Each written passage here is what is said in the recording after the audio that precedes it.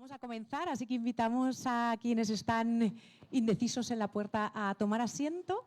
Y antes de pasarle el micrófono a Arnoldo Gálvez Suárez, quien va a moderar esta mesa en nombre de la Embajada de España y del Centro Cultural de España, quiero darles la bienvenida a este espacio, a un espacio que es parte de la misión de España y un lugar comprometido con el diálogo, con la libertad de expresión y con el encuentro, que es lo mismo que fomenta el Festival Centroamérica Cuenta, del cual España es aliada en este y en los otros festivales que se celebran tanto en Madrid como en otros países de Centroamérica. Así que es un honor que esté Sergio aquí con nosotros y pues nos enorgullece poder ser parte de este proyecto tan importante para la región. Muchas gracias a todos y te dejo la palabra. Gracias, querida Eva. Muy buenas tardes. Me da mucha felicidad darles la bienvenida a esta primera conversación del Festival Centroamérica Cuenta en Guatemala. Muchas gracias, Sergio, y muchas gracias a Claudia y al equipo de Centroamérica Cuenta por la invitación, pero sobre todo por el enorme entusiasmo y la pasión que le han puesto para hacer posible que el festival sea en Guatemala. Así que, por favor, un aplauso al festival, que es lo más importante.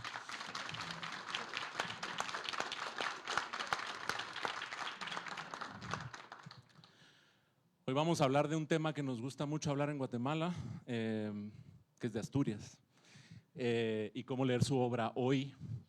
Y para hablar de este tema nos acompaña, como ya lo ha mencionado Eva y yo hace un momento, Sergio Ramírez.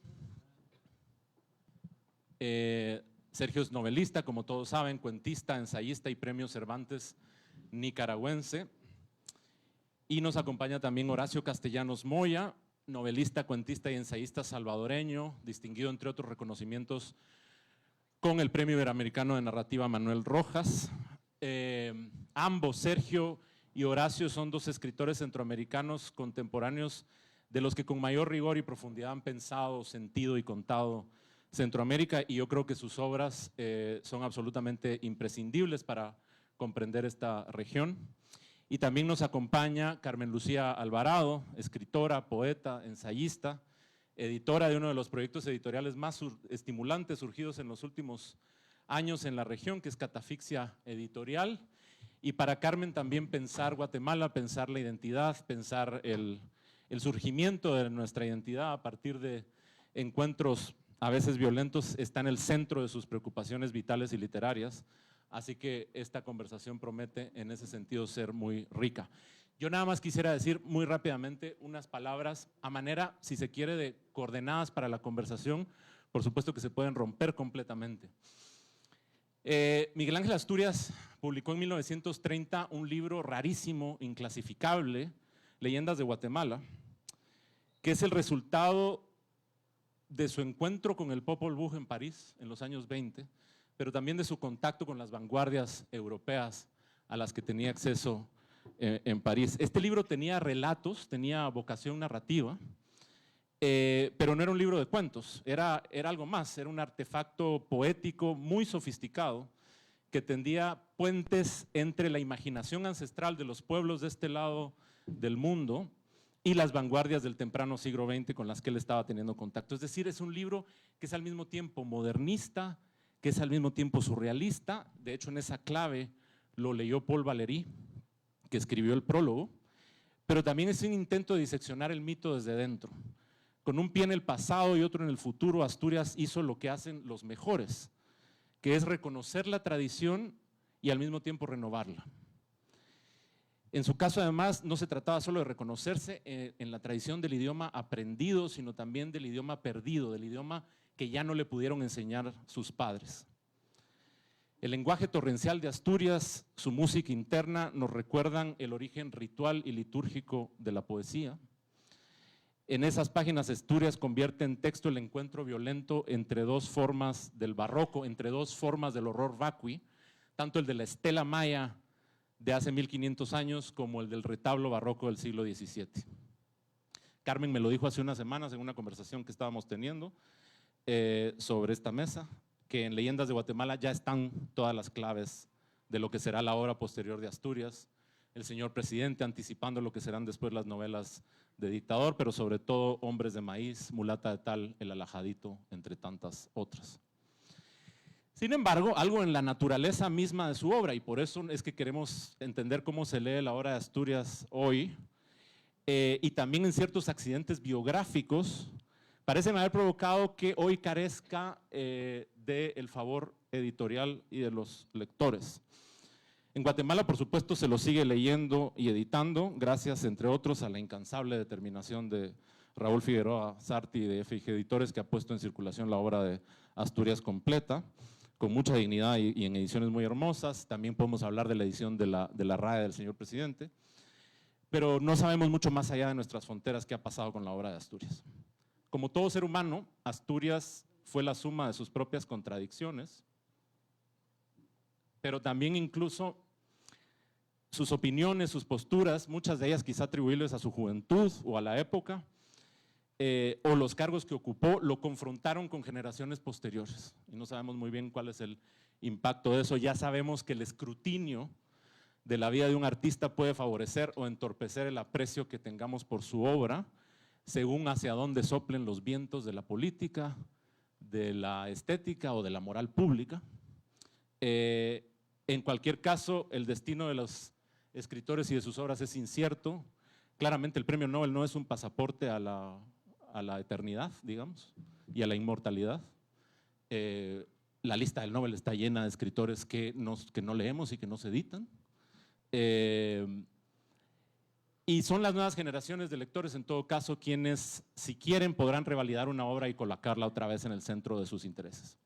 Y aquí va la primera pregunta que yo quisiera hacerle a ustedes tres, que tiene que ver con el hecho, digamos, el punto de partida de que una obra que fue escrita hace 5 años, hace 50 o hace 500, siempre cuando la tenemos en nuestras manos, fue escrita ayer o en ese momento mismo se está escribiendo, es decir, leemos desde el presente.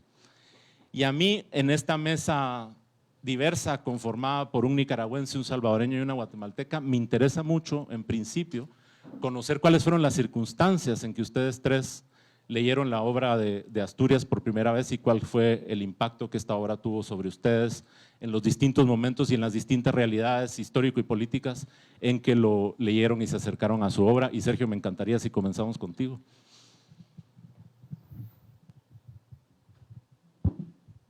Pues muchas gracias. ¿Se oye? Sí.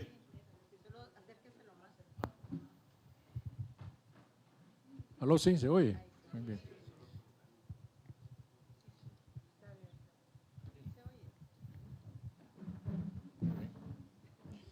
Muy bien, muchas gracias, Arnoldo. Yo comencé a leer Asturias con el señor presidente. Y más que como leerlo como una novela de dictador, yo creo que en ese tiempo no se hablaba de novelas de dictador, no había muchas. La referencia única era la de Tirano Banderas de Valle Inclán, que digamos es la que funda que después llegó a ser un género completo en la novela de América Latina. Pero a mí, como no existía esa tradición todavía, la novela del dictador no se había escrito ni la novela de Roa Bastos, ni la de Carpentier, ni la de García Márquez, menos la de Vargas Llosa. Yo leí esta novela admirado por la exploración del lenguaje. Es decir, son de esas novelas donde uno graba en la mente desde las primeras líneas de un libro. Cuando uno recuerda las primeras líneas de un libro, es que ese libro se quedó para siempre, ese lumbre, luzbel de podredumbre. Y me encantó el lenguaje en que está escrito, ese ambiente sombrío del señor presidente, los personajes, cómo se mueven, las imágenes de cuando Cara de Ángel le aparece en el basurero y los campesinos salen diciendo ahí había un ángel en el basurero. Me parece que son hallazgos de lo que después llegó a llamarse el realismo mágico, ¿no? Que ya estaba en el mismo lenguaje que Asturias, en el que Asturias profundizaba. Y una novedad también muy importante para mí era que el señor presidente nunca aparece en la novela. Y eso fue una escuela muy importante para mí de narrativa. Es decir, que una dictadura, un ambiente opresivo, oscuro, como el que vivía Guatemala bajo la dictadura de Estrada Cabrera, se puede describir en una novela prescindiendo del personaje a que se hace referencia y yéndose directamente a la atmósfera que crea ese personaje, es decir, a la clase de poder, de las relaciones de poder que se crean en la sociedad, de miedo, de silencio, sin que el personaje sea personaje, es un personaje ausente. Eso me parece que es un gran hallazgo. Me parece que en literatura los lenguajes no envejecen, son cíclicos. Es decir, hay libros que van, dan la vuelta y regresan. Una nueva generación lee de otro modo. Es decir, la generación que lee Los Detectives Salvajes de Bolaño hoy día no lee El Señor Presidente de Asturias, porque son dos lenguajes en claves completamente diferentes. Pero habrá un momento en que Los Detectives Salvajes pasará a segundo plano y en este ciclo muy borgiano, ¿no? Todo regresa, todo el universo, todo vuelve, volverá el señor presidente. Pero claro, siendo para mí que Hombres de Maíz es mucho más importante que el señor presidente como exploración del lenguaje, que es una respuesta aparte, ¿no? Horacio, ¿en tu caso? Bueno, en mi caso es igual. Yo lo primero que leí fue El Señor Presidente y por lo mismo me impresionó el lenguaje. Pero después de eso yo dejé de leer a Asturias, leí los versos, la imitación de Horacio, y ahí me quedé un buen rato sin volver a él, y me llamó me llamó la atención más que buscar su otra obra, su vida. ¿Por qué? Porque cuando uno es un joven escritor, aparte de la lectura de la obra, la ambición siempre lo empuja a uno a buscar, ¿y este tipo cómo hizo lo que hizo? Es decir, ¿cómo este tipo que viene de Centroamérica hizo lo que hizo? ¿Cómo logró construir una obra que adquirió una envergadura mundial y que adquirió una envergadura de duración que más allá de los ciclos de lectura de los que habla Sergio, que es cierto, permanece, está ahí? Y me metí más a curiosear sobre eso, y sobre todo porque tuve la oportunidad cuando viví en México de platicar con gente que lo conoció en su exilio mexicano, cuando salió huyendo de la Revolución Democrática, porque había sido diputado en la época de Ubico. Y sobre todo con Otto Raúl González hablé mucho de él, porque Otto Raúl estaba en la embajada, los tres secretarios eran Otto Raúl, Tito Monterrosa y Carlos Illescas. Y los tres eran jovencitos y Asturias llegó ya como un tipo formado, el Bolo Asturias era ya alguien. Entonces me comencé a fijar mucho en su forma de moverse por el mundo, ¿no? Que es muy impresionante también, es muy impresionante eso, más allá de sus fracasos, de sus contradicciones, de sus altibajos, ¿no? Y hasta después me volví a meter a tratar de descifrar eso que él llama las dos partes de su obra, digamos como la parte telúrica de su obra, Leyendas de Guatemala, Hombres de Maíz, y lo que él llama la parte social de su obra, la trilogía Bananera, etcétera, etcétera. Y debo decir que yo me sigo quedando con El Señor Presidente. Es decir, que no es gratuito que esa obra sea su obra, ¿no? Aunque haya mayor riqueza de lenguajes en una, mayor elaboración de tramas en otra, pero esa…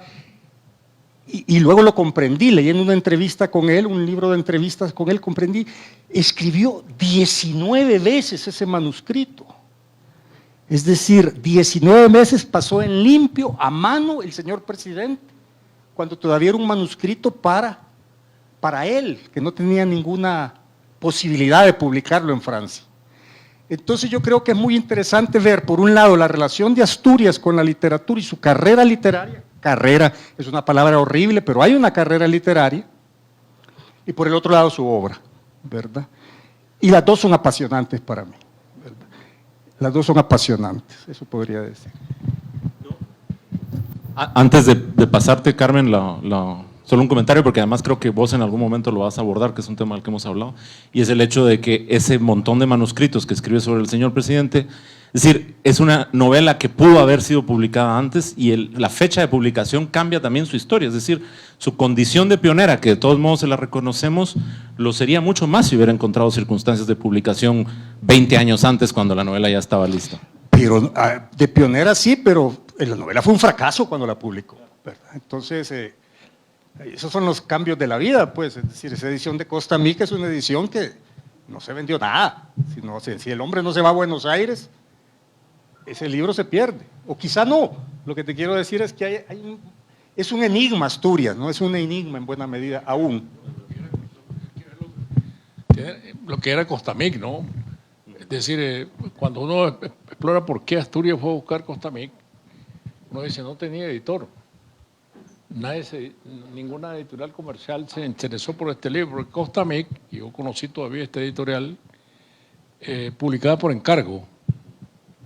Es decir, cada autor pagaba porque le imprimieran el libro y él le ponía el sello Costamic. Este era un editor catalán o español, ¿no?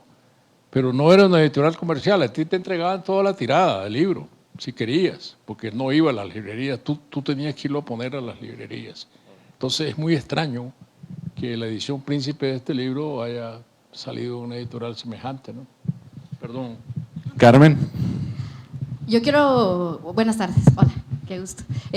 Yo quiero un poco acudir a las libertades que le otorga a uno a Asturias y ser muy honesta en cuanto a mi lectura de Asturias, que está fuera de la lectura. Yo no sé si eso tiene que ver con cierta guatemalidad o tiene que ver con ciertas características de mi familia o no sé, pero para mí Asturias llegó antes de yo aprender a leer. Mi papá es un enfermo de Asturias, entonces él hacía cosas como el ritmo de Asturias, se pasaba al juego de niños, digamos. Entonces para mí, cuando me dice, ¿cuándo empecé yo con Asturias? Pues cuando mi papá empezaba a leer la leyenda de los matachines y empezaba a decir lluvia de pies, pies, pies, lluvia de pies, pies, pies, lluvia de pies, lluvia de pies, lluvia de pies, pies, pies. Ajá, o toro, toro, tumbo, toro, toro, macho, hijo de la vaca pinta, nieto de la vaca brava, toro, toro, pum. O sea, todas estas cosas que a uno como niño, o sea, yo era como, eso es lo máximo, sin saber siquiera bien si que era un señor que se llamaba Miguel Ángel Asturias el que había escrito eso, sino que era efectivamente una especie de brujo del lenguaje que se pasaba al lenguaje de mi papá y que hacía que bailáramos con mis hermanas en las tardes de cualquier día con la sonoridad de su lenguaje. Y por otro lado, esa frontera que se rompe, que no existe más bien, que es líquida, en la que yo confundo lo que contaba mi abuelita con lo que leía de Asturias. Mi mamá y mi papá contaban, por ejemplo, una leyenda que a mí me cautivó siempre, que era la leyenda de la campana difunta, de una mujer que tenía los ojos amarillos y que era una monja, pero no tenía, todos estaban dando sus joyas y para fundir la gran campana de la iglesia, y ella no tenía nada, pero tenía los ojos amarillos, y entonces como le empezaba a decir una voz que lo que tenía que dar era sus ojos, porque sus ojos eran lo más preciado, era el oro que tenía en su rostro, y entonces que los iba a lanzar a cuando fundieran la campana. Y pues se la gana esa voz, se la gana ese demonio, vamos a decir, y lo lanza, se quita los ojos y los lanza, y cuando tocan la campana ella empieza a hablar. Entonces a mí se me confunde con que mi abuelita me decía que había una señora que daba 3 vueltas para adelante y 3 para atrás y se convertía en coyote. A mí se me confunde con las cosas de mesa de noche de mis abuelos, pues se me confunde con las historias de velorios que la gente contaba en el pueblo de mi papá. Pero fuera de eso, por supuesto que el primero es el señor presidente, porque para mí es como la entrada a Asturias tiene que ser esa y no Leyendas de Guatemala, porque Leyendas de Guatemala está en un nivel de sueño, y lo que le decía yo a Arnoldo el otro día, cuando él nombra a su libro Leyendas de Guatemala, está cifrando lo que su escritura es, ¿verdad? La leyenda es el mito contado, hablado, ¿verdad? Y el mito siempre, pero siempre tiene una base grande en la realidad. No todo es invento, no todo es sueño, está hecho con el material del sueño y del invento, pero también tiene realidad. Entonces, cuando dice Leyendas de Guatemala, lo que está diciendo es: por aquí yo me voy a ir, por aquí yo me voy a ir, y mi escritura va a ser una vuelta, un círculo, y cuando ya llega a libros tan deslumbrantes y fuera de sí como Mulata de Tal, resulta que queda a la par de Leyendas de Guatemala, que es el primer libro que sale. Digo, un círculo perfecto. Entonces, lo que hay en Asturias, aparte de todo, es una poética, ¿verdad? O sea, es una poética, también es una política. Hoy estaba revisando mucho las novelas de la trilogía bananera, que muchas veces es así como: ay, sí, pero es que la trilogía bananera, como es política, ay, yo no sé qué tan certera es esa lectura. Yo creo que son las 3 novelas rituales y a las que tendríamos que ponerles atención desde el presente. Cuando dice cómo leemos Asturias hoy, hay momentos de invocación en esas novelas. Hay gritos y hay palabras que se repiten por la lucha pidiendo el viento fuerte que es el huracán que tiene que arrancar de la tierra las siembras de los bananos. Y se pide desde el ritual, y se pide con una cabeza que ofrenda a alguien porque quiere ser libre. Dice: yo ofrendo mi cabeza para que este ritual y este llamado al viento fuerte exista. Quiero leerles las 3 palabras, los 3 gestos rituales que se repiten en la trilogía bananera. Rito Perraj es el brujo que está luchando contra la bananera, y Hermenegindo Puac es quien dice: yo doy mi cabeza para que llames al viento fuerte. Y con la cabeza de Hermenegindo Puac empieza sun sun sugusan sun sun sugusan sugusan sugusan sun sun sugusan sugusan. Otra vez, o sea, sí, el sonido es la gitanjáfora, no dice, pero ese es un ritual. Y yo creo que esa es la cuestión que tiene que ver y que se conecta directamente con la infancia, con mi infancia, pero con la infancia también de los pensamientos, que la infancia no quiere decir ingenuidad, quiere decir más alma que cuerpo, ¿verdad? Quiere decir que el cuerpo es más pequeño que el alma. Entonces hay un gesto ritual en esas palabras, también en otra palabra, por ejemplo, Tavío Sansur, en Los ojos de los enterrados, creo que es el gesto de llamar y de poner en clave sus llamados y poner camelias rojas para que acudan al ritual de las camelias rojas, porque es una seña que están poniendo en el camino para digamos, llamar a la lucha.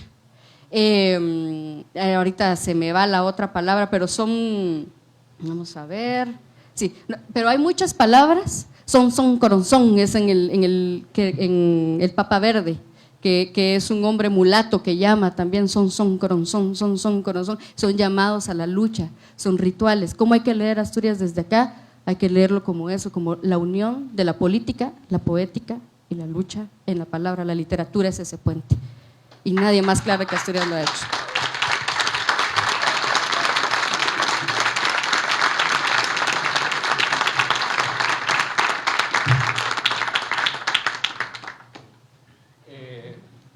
Es difícil después de eso.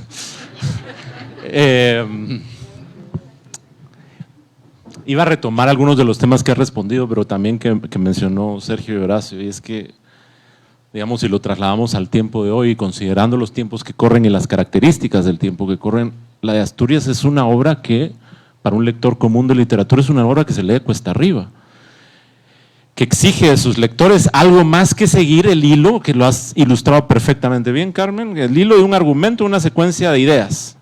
Es decir, no estamos leyendo nada más historias. Lo de Asturias es tensar el lenguaje más allá de los límites, mientras narra, como Carmen lo ha dicho bien, en ese cruce de caminos donde se encuentran el mito, el sueño, la historia y la memoria.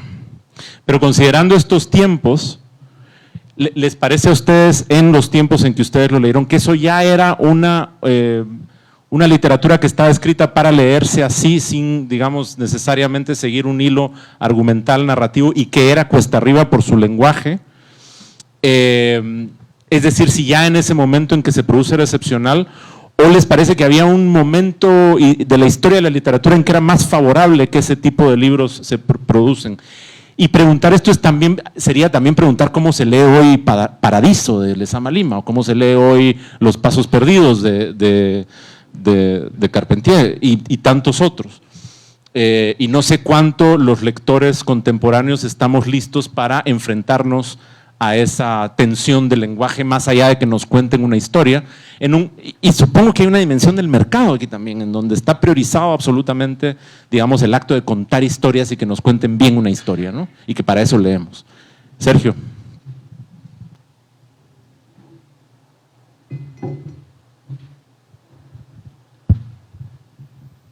Es interesante notar que cuando se produce el fenómeno del boom, en los años 60 del siglo pasado, todo lo que queda atrás, la crítica empieza a juzgarlo como literatura tradicional. Y dentro de este concepto de literatura tradicional se va a Asturias, se va a Carpentier, y sin embargo los grandes renovadores de la narrativa latinoamericana fueron Asturias y Carpentier. En la primera parte del siglo XX. Es curioso porque Asturias y Carpentier coinciden en Francia y coinciden con la llegada de las vanguardias. Y las vanguardias significan una ruptura del lenguaje. Una ruptura del lenguaje que incluye el monólogo interior, incluye la escritura automática. Nosotros encontramos en Asturias mucho de la escritura automática, es decir, la escritura al vuelo del pensamiento.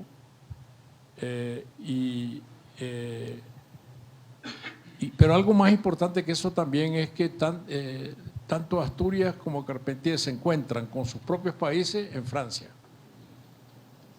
Eso es una cosa realmente curiosa, ¿no? Es decir, Asturias sale de Guatemala con una visión del mundo indígena que está reflejada en su tesis de grado para obtener el título de abogado, que es una visión deleznable sobre el mundo indígena. Y él, su encuentro verdadero con el mundo indígena se da en Francia, a través del Popol Vuh. Es decir, el Popol Vuh, cuando Asturias vive en Guatemala, no es parte de su patrimonio cultural. Comienza a ser parte de su patrimonio cultural cuando el profesor Reynaud le enseña que existe un libro sagrado del pueblo quiché que se llama el Popol Vuh, y él lo lee por primera vez en Francia. Y ese mundo mágico que evoca el Popol Vuh, combinado con las literaturas de vanguardia y con el lenguaje de vanguardia, es lo que da como resultado las leyendas de Guatemala. Y es lo que va a dar como resultado lo que es la literatura de vanguardia que comienza a partir de entonces a escribir Asturias, que después se va a reflejar en el señor presidente. Se trataba entonces de un lenguaje moderno. Cuando él termina de escribir el señor presidente, que no la publica sino décadas después, por otras circunstancias de que ya hemos hablado, él ha escrito un libro de ruptura, no solo por el tema que toca, de abordar por primera vez el fenómeno de las dictaduras latinoamericanas, sino por lo que ya hemos dicho, por el asunto del lenguaje. Entonces, el gran aporte de Asturias se da en la primera mitad del siglo XX y determina muchísimo de la literatura latinoamericana posterior. Horacio, vos ves digamos, dos preguntas ahí. Una, que de hecho, que lo que quisiera retomar una cosa que has dicho antes que me parece muy interesante, y es la del joven escritor que está buscando cómo hizo para contar un territorio que me es familiar y, digamos, encontrar bueno, en sentido estricto eso, una referencia, es decir, cómo aprender del mayor que transitó este camino, pero sobre todo en su relación con un territorio que se parece al que yo quiero y puedo contar, y cómo me acerco a esa obra desde ahí. Pero la otra dimensión, que tiene que ver también con el lenguaje, y con esta idea de cuán cuesta arriba se lee la obra de Asturias y si hay circunstancias históricas de la literatura que favorecían esa exploración del lenguaje y que quizá, siguiendo la lógica de Sergio de los ciclos, esta no la sea tanto. Pero en términos de la exploración del lenguaje en Asturias también me llama mucho la atención la oralidad, y ahí veo, porque Asturias insistía que para escribir necesitaba volver con frecuencia a Guatemala, porque cuando pasaba demasiado tiempo lejos dejaba de escuchar al país. Y a mí siempre me ha dado la impresión también que vos sos un escritor que escribe con el oído, que necesita una voz primordial y un ritmo y una sonoridad, que es de hecho esa sonoridad, ese ritmo, esa cadencia por la cual uno entra a tus libros y a partir de ahí, ya te cuentan lo que te van a contar, digamos. ¿Ves alguna relación en eso? Bueno, sí, él lo dice claramente, que es un escritor que escribe por oído, que es un escritor de la sonoridad, se califica a sí mismo del gran lengua. Es decir, hay una… Aparte de que haya visualidad en él, y esa es su grandeza, pues que tiene los dos sentidos muy desarrollados, el del oído y el de la vista, pero él dice que tiene que leer su obra en voz alta para escucharla, para darle esa forma que le da. Y yo coincido con Sergio en que es la introducción de ese mundo indígena en el lenguaje de las vanguardias de entreguerra lo que le permite dar ese salto hacia adelante. Porque hay otros escritores, en El Salvador te puedo mencionar a Miguel Ángel Espino, que publica Trenes en 1939, que es un lenguaje muy parecido, pero sin el factor indígena, sin ese ritmo indígena musical que nos acaba de estar repitiendo aquí Lucía. Entonces, creo que Asturias es un escritor del oído, pero al mismo tiempo, y aquí vienen las paradojas, lo que Asturias dice sobre su obra, García Márquez lo dice sobre la del mismo. Es decir, dos escritores que no se gustaban, que eran de generaciones distintas, que competían, y García Márquez en entrevistas también dice que escucha, lee en voz alta su obra y que incluso hay veces hay que poner un adjetivo porque no le suena. Es decir, que la obra no necesita un adjetivo como contenido, pero hay que ponerlo para mantener el ritmo, porque de lo que se trata es de mantener absolutamente hipnotizado al lector. Y que si el lector no se… Esa palabra falta, pierde la hipnosis y vuelve en sí. Entonces, sí, en verdad es muy interesante que dos escritores que no tenían simpatía por uno por el otro, tuvieran esa misma concepción de cómo escribir y de cómo meter el sonido, la música en el lenguaje. Hay otra cosa que yo quisiera mencionar con eso, de esa entreguerra y de esa búsqueda del escritor joven que yo tenía en esa época, que me llevó a decir, ¿por qué Asturias sí y Luis Cardosa y Aragón no? Luis Cardosa y Aragón estuvo en Francia en esa época. Luis Cardosa y Aragón era amigo de Artaud, así como este era amigo de Valéry, de Picasso. Luis Cardosa y Aragón era una gran figura cultural y literaria. Asturias regresa a Guatemala en los 30 y Luis Cardosa se va a México. Y cuando mexicanos como Octavio Paz y mexicanos de esa envergadura apenas iban a París, ya Cardosa y Aragón venía de París. Entonces me llama mucho la atención esa relación entre los escritores franceses de esa época, guatemaltecos de esa época, y París, y esos 10 años que cada quien tuvo de formación parisina y que fue determinante por su obra, y por qué en uno sí se universaliza y en el otro el reconocimiento no es tanto, ni siquiera lo recuerdan aquí, con una obra tan valiosa como la que tiene. Se recuerda Guatemala, las líneas de su mano, que es un ensayo, pero su poesía y toda su obra creativa no se recuerda igual. Entonces, creo yo que hay que explorar todo eso, porque hay mucho factor de destino, de suerte. ¿Te animás a aventurar una respuesta? Más al rato. No, es que lo pregunto porque a mí me, digamos, es inevitable acercarse pensar en Asturias y pensar en su vida, que vos has reflexionado bastante en su vida, y no pensar en estas carambolas azarosas que durante un momento lo benefician, sí, pero también le pasan una factura con el tiempo. Es decir, Asturias también desciende en los valles del olvido y de la ignorancia, digamos, de quienes no lo quieren, y entra en guerras con generaciones posteriores. Y hay, digamos, por eso decía, accidentes biográficos, cronológicos, como el hecho de que a Asturias le dan el premio Nobel en el mismo año que se publica 100 años de soledad, y ocurre toda esa explosión que supone 100 años de soledad. No sé si querías decir algo, perdón.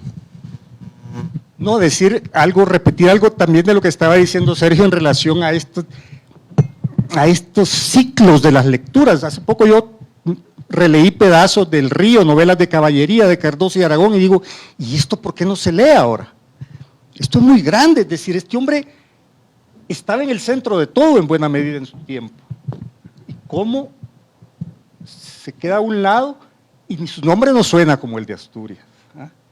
El nombre de Asturias sigue, su obra se sigue reeditando, no hay ni una sola edición de Cardoso y Aragón en España. Me explico. Un escritor de esa envergadura. Entonces, hay un montón de factores que no están en las manos de cada quien y nos hace a veces pensar que hay un factor de destino en la literatura y de suerte, ¿verdad? De azar. Que probablemente las dos obras tengan la misma calidad, con distintas características. Claro, tanto que el Nobel no te garantiza nada, digamos. Carmen, es un poco en relación con lo que dice Horacio, pero más viniéndonos hacia el presente. Y también ya has comenzado a responder la pregunta, ¿cómo leer su obra hoy? Pero me interesa sobre todo la dimensión de ustedes como editores. Es decir, vos junto con Luis han editado poesía prácticamente de todo el ámbito de la lengua española, tanto poetas latinoamericanos como de España.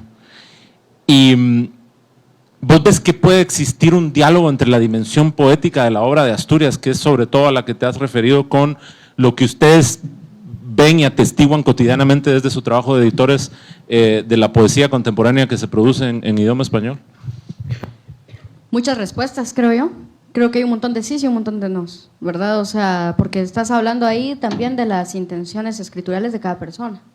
Y en ese sentido, pues hay intenciones y deseos como escritores, ¿verdad? O sea, para Guatemala es complicado, o sea, cuando a uno se le ocurre ser escritor aquí y está ese tremendo volcán ahí enfrente, no es nomás. Y Cardosa, que para mí, que lo que decía Horacio es, bueno, lo que pasa es que no caben tantos en una cosa así, ¿va? O sea, para uno da Dios, ¿va? Y para ahí, mira cómo se acomoden.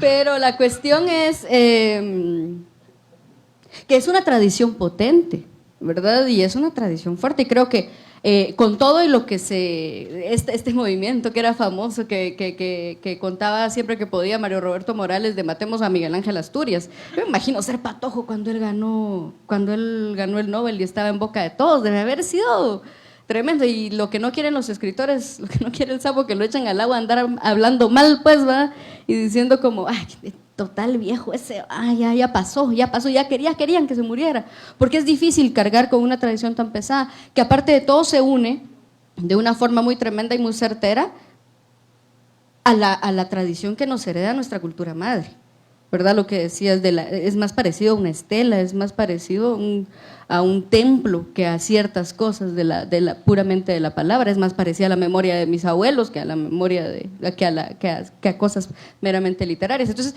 yo creo que en la escritura hay intenciones hay interacciones, por supuesto. Yo ahorita, por ejemplo, puedo decirte ya, no solamente hablando del género de la poesía, sino de la poesía que habita dentro de la ficción también.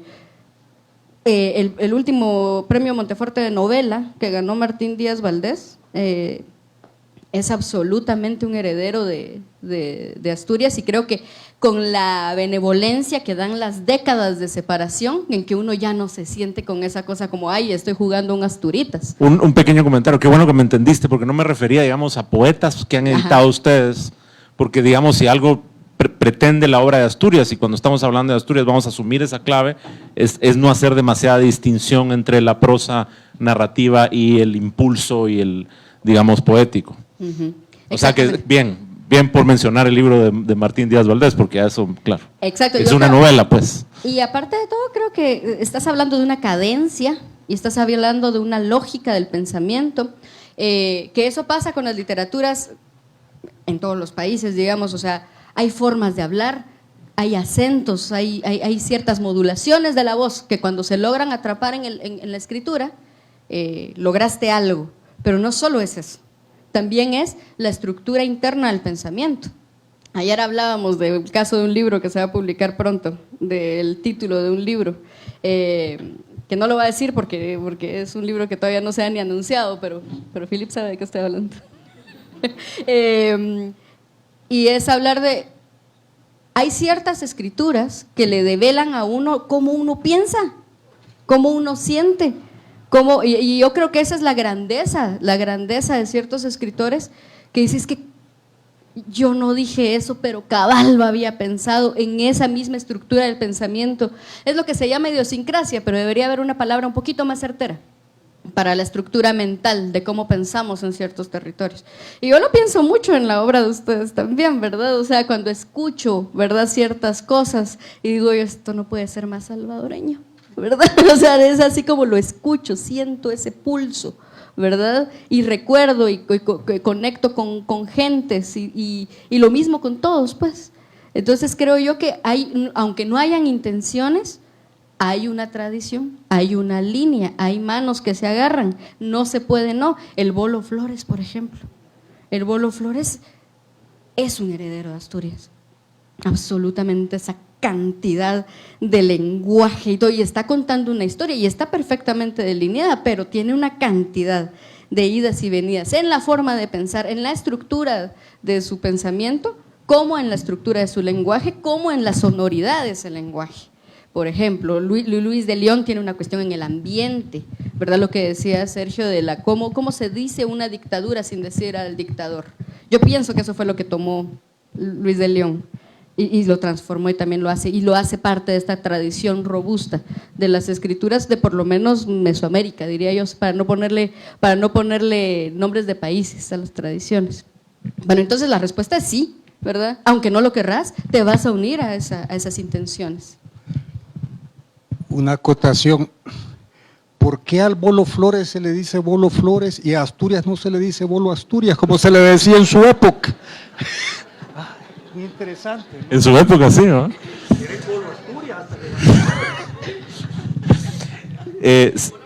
Sergio, una entre las muchas cosas importantes que has dicho que quisiera resaltar es esta idea de los ciclos, que de alguna manera también conecta con la visión maya del tiempo cíclico y circular, etcétera, que es perfectamente consistente con una conversación sobre Asturias. Pero me gusta mucho pensar, quiero decir, me da esperanza lo que has dicho en relación con que a lo mejor una generación de lectores que tiene como su novela cumbre una obra narrativa como Los Detectives Salvajes, a lo mejor no va necesariamente a apreciar esta tensión del lenguaje y esta exploración del lenguaje que había en una obra como la de Asturias, pero eventualmente volveremos ahí. Pero mientras volvemos, es decir, mientras ese ciclo se cierra, mientras hay un recambio generacional de renovados intereses por esa exploración del lenguaje, porque los destinos de las obras literarias no los podemos anticipar demasiado. La pregunta de la mesa, ¿cómo leemos a Miguel Ángel Asturias hoy? Si tuvieras que hablarle a lectores nuevos, a lectores que no se han acercado a su obra, ¿cuál es digamos, dónde están los atractivos, los intereses? ¿Por qué importa? Sí, a mí me parece que un autor tiene distintos círculos concéntricos de lectura.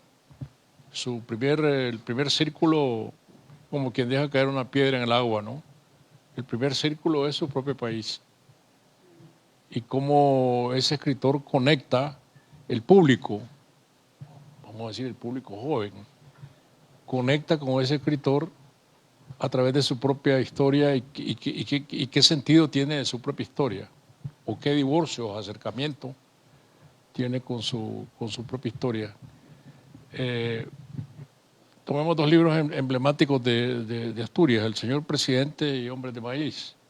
El señor presidente está conectado con las dictaduras tradicionales tropicales de Centroamérica.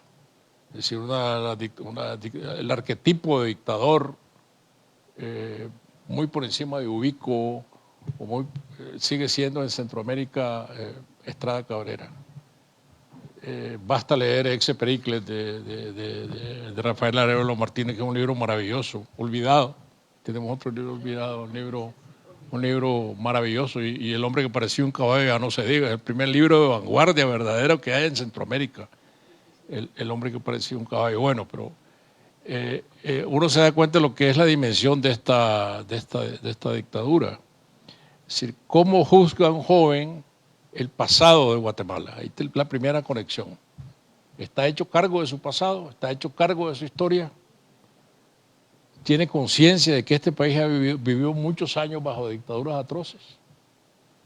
Si no, no puede entender Asturias. Y por otro lado, un joven mestizo de la capital de Guatemala, que es donde se concentra el mayor número de lectores, ¿está conectado con el mundo indígena?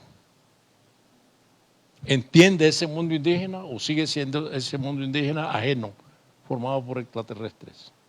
Esas son dos claves para leer y entender para entender a Asturias, más allá del lenguaje, más allá de la sonoridad, más allá de cómo revive la tradición, ¿verdad? Cómo está conectado un escritor a la historia. Por lo demás, en términos internacionales, hay lenguajes que se mantienen vivos, envejecen y vuelven a resucitar. Y eso, los ciclos tienen muchas pruebas, ¿no? A mí me asombra mucho que hoy en día cualquier librería que entre en los estantes de novedades está Stefan Zweig. Y digo, Stefan Zweig, pero si Stefan Zweig pasó olvidado décadas. Nadie le hacía caso y de repente, ¿por qué Stefan Zweig vuelve? Por esa misma ley de los astros, ¿no? Esa ley pitagórica de que los astros siempre regresan, ¿no? Y es una ley también del calendario maya, el eterno regreso, ¿no? Y yo creo que sí, que Asturias va a ser leído de nuevo de verdad. Horacio, inevitablemente la misma pregunta. Pues no me deja mucho que decir, Sergio. Yo lo que quiero mencionar es que yo me he preguntado mucho lo de Zweig, ¿no? Sobre todo su autobiografía antes de la Primera Guerra Mundial, ¿no? De cómo visualizó todo y cómo lo cuenta. Pero me da la impresión que las obras vuelven cuando se dan ciertas condiciones históricas y cierta sensibilidad, básicamente. Es decir, los europeos actuales tienen una sensibilidad similar a la que tuvo Europa antes de la Primera Guerra Mundial. Esa certeza de que todo va bien en el mundo, de que nada va a pasar. No es muy alentador eso, sí. Tampoco. No, pero es cierto. Es decir, ¿por qué ahora? ¿Por qué ahora? ¿No? Seguramente lo de Asturias será igual. En algún momento habrá una sensibilidad, ¿verdad?, determinada por ciertas condiciones políticas, sociales y económicas, que llevará a revalorar y releer su obra, no solo en Guatemala, que en Guatemala se lee, sino la valoración dentro de la lengua española. Y Asturias es muy privilegiado, acaba de salir una edición de la RAE, pues, es decir, que Asturias no es un escritor olvidado en Latinoamérica, pues, no enfrenta ese tipo de envejecimiento. Lo que pasa es que no tiene lectores jóvenes. El momento en que haya situaciones de crisis, situaciones que posibilitaron la creación de esa obra, seguramente se volverá a leer, pero si no, pues la cosa se tardará. Y con la situación que llevamos ahora, con la tecnología, la reducción de lectores y todo eso, el panorama tampoco es muy halagador, digamos, ¿verdad? En el sentido de que los lectores vuelvan a libros difíciles de leer, me explico. Cuando todo busca la simplificación, cuando todo busca que todo esté masticado, cuando la capacidad de concentración llega al mínimo, ¿me entiendes? Cuando se está comprobado ya, por ejemplo en España, que los alumnos que están llevando cursos con tecnología son los que peor salen, ¿verdad? Es decir, ¿eh? O que te reviva Netflix, ¿verdad? Esa es una gran... Con Asturias no hay manera de trasladar eso al lenguaje audiovisual. Claro, pero tenés que sacrificar del todo de lo que hemos estado hablando. Pero es fascinante, ¿verdad? Porque, digamos, está la voluntad editorial, por ejemplo, de un proyecto como el de la Real Academia con Alfaguara, que rescata estas obras, hace una especie de colección canónica de la lengua española. Tienen ahí La Colmena.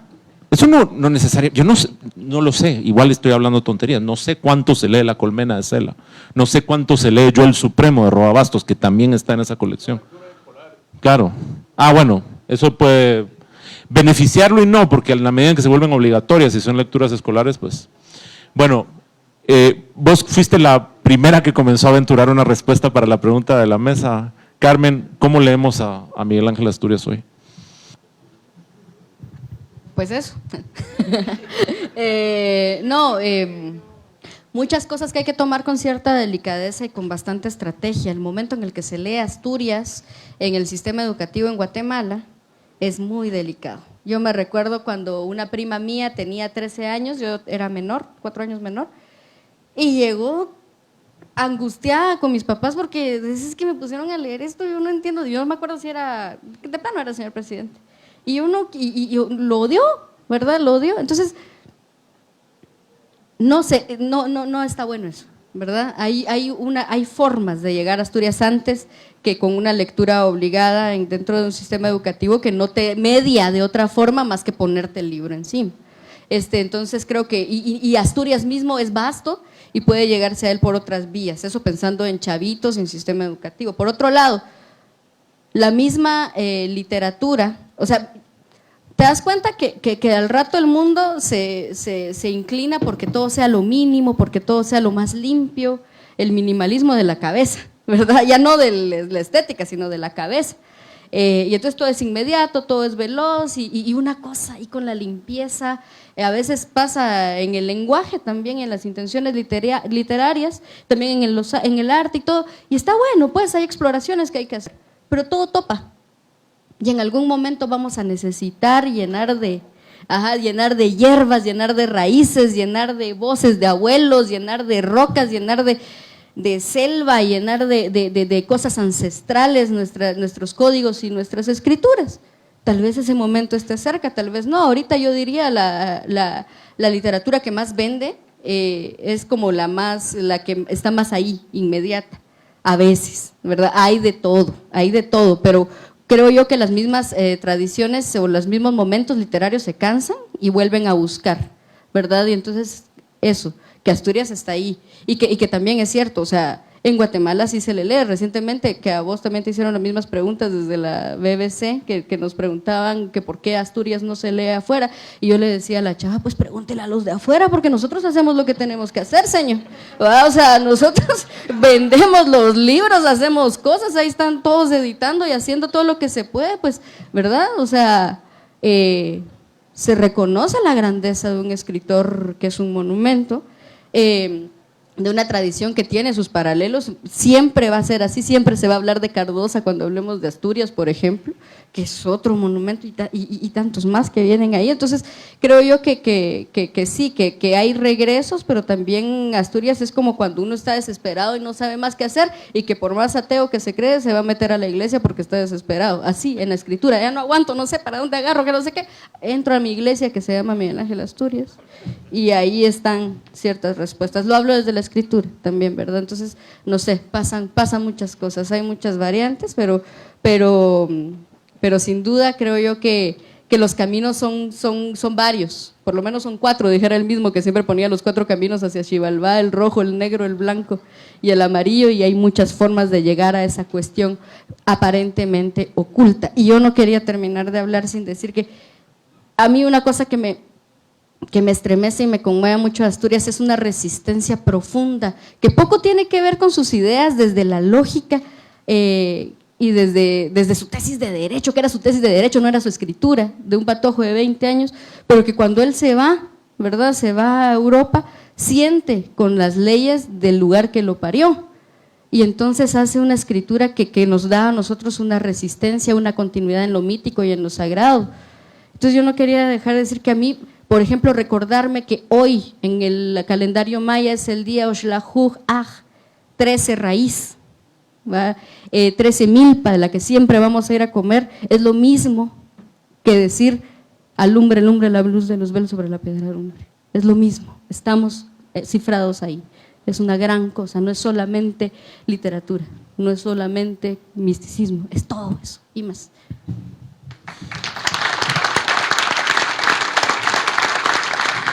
Querida Carmen, querido Sergio, querido Horacio, muchas gracias. A todos ustedes, muchas gracias por estar aquí. Se los agradecemos mucho.